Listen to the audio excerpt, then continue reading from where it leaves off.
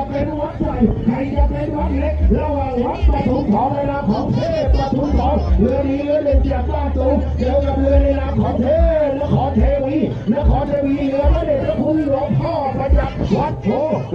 พิษสารามตอนนี้วัดกันมามวยเนี่ยขอเขียนยอกยาวแล้วต่างคนต่างอัดต่างคนต่างภาษากันมาแล้วไม่มีใครยอมใครแล้วเรือล่องน้ำแดงดูเรื่องเขาจะตีเสมอขึ้นมาแล้วล่องน้ำแดงจะตีเสมอนครเทวีนครเทวีไม่รอเลยฝีพายมาจากภาคกลางด้วยพี่น้อง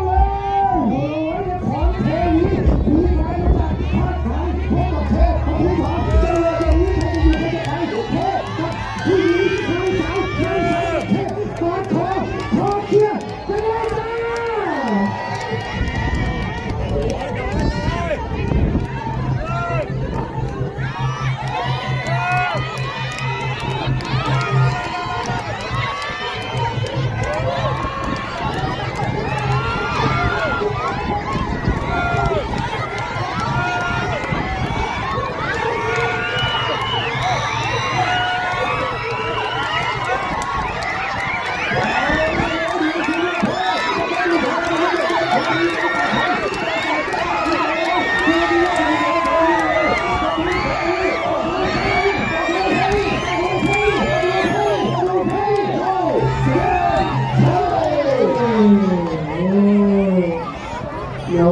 อะไร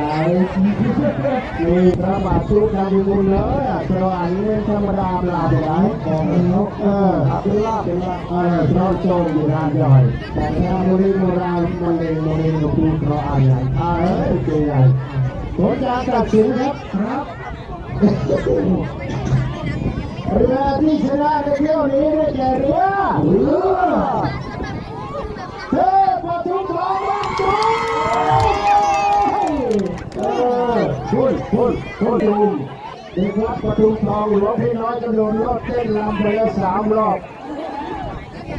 ดอกเตอร์มหาประจักษ์เลยชุกหน้าชุกหลังเอาหน้าก้มมองสู่ดิน